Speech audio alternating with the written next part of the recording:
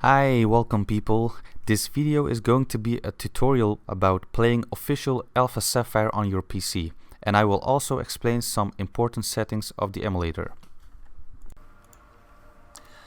After you download the emulator, which is in the video description, the link for it, you will have this file.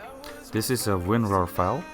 To open it up, you will need to download and install Winrar.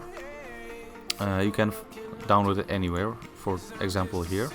You will have to just download and install it, and afterwards you can open this file. You click this folder, and when you've pressed that, where you want to copy it over to your computer, it will ask for password, and the password is Showdown. So enter it like this. So now it's gonna copy it. This takes a little while. Alright, so here is it. Here it is. I opened the game, at least the emulator. For me, this game, I already downloaded all these games, but you will have to download yours. We go over to the configuration. I'll just restore it. You just have to click on the button and hit the key you want to assign to it. So I want the directional pad to be this. I hit them on the keyboard. For the circle pad, I use my own numpad on the keyboard on the right side, but of course you can assign other keys for it. Alright, the graphics, this one is new. With this you can choose what layout color your Citra will have. For example, let's have it greenish. So now it will have a green color whenever I start Citra. And the other stuff are not so interesting.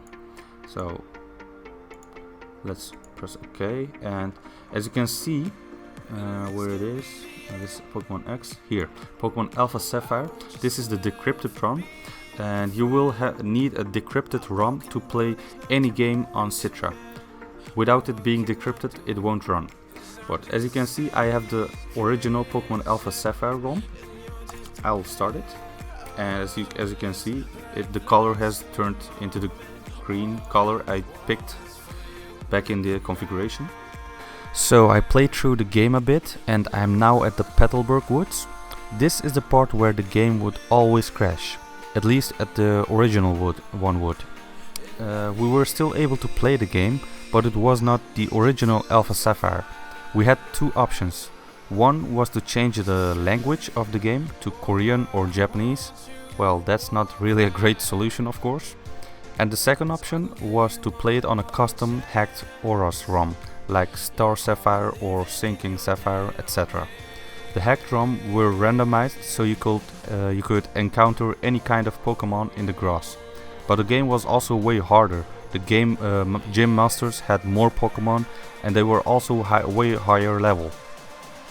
This is one of my oldest video about Alpha Sapphire, and this Tidursa was just unbelievable. While most of my Pokemon were around level 6 or 7, this guy was already level 13. And as if that was not enough, he kept using full restore, which made me rage quit while recording back then. For those that want to learn how to sneak towards Pokemons, you will have to go to Emulation, Configure, go to Input. Well, as I said, these keys have to be assigned to your preferred keys. But to be able to crawl towards the Pokemons, to sneak it, you have to use Circle Mod. I assigned 0 as my key for Circle Mod. You will have to press and hold Circle Mod. For me it will be 0, so I will press and hold 0 and navigate with the circle pad. So now I'm pressed and holding 0. I'm gonna navigate with 4, 8, 6, 5, etc. And then just go towards the Pokemon and you will encounter it. That's it. Anyway, let's get back to Petalburg's Wood. As you can see, I'm already in the Petalburg Woods. I've played till here just to show you. But before I continue, I want to explain some really important Citra settings that I think you all should know and understand well. You will see the options hardware render, shaded JIT, these should be enabled because they speed up the emulator. The scaled resolution option will change your video output into HD quality. Just to show you the difference between enabled version and disabled version, I'm gonna try out them both and show you. You will soon notice that the video quality is way lower, like 480p option on YouTube. It's not really crisp, clear, and the edges are also not so nice. The quality is similar to the original 3DS console, which is not that bad actually, but why settle with this lower quality when we can play Full HD, right? By the way, I must warn you that the scaled resolution will probably not work for all of you, because your video card might not support it, and you will see a black video screen. With the scaled resolution enabled, the difference is very noticeable. It's much more crisp and smooth, higher quality, like 1080p resolution. Next important option I want to explain is the frame limiter option. This is sometimes necessary when it's going too fast. I will show it by first enabling it. What you will see now is the original 3DS speed on your console. This option will limit your FPS to 60, so Citra cannot go above 60 FPS. But normally I will just disable this option, so because I prefer it to be faster than normal. But of course, when you think it's not playable anymore because it's too fast, you can enable this option.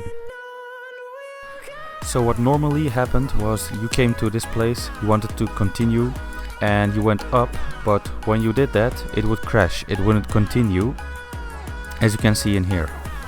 But with this version what happens is Team Aqua does what it's supposed to do, but it won't crash when I leave.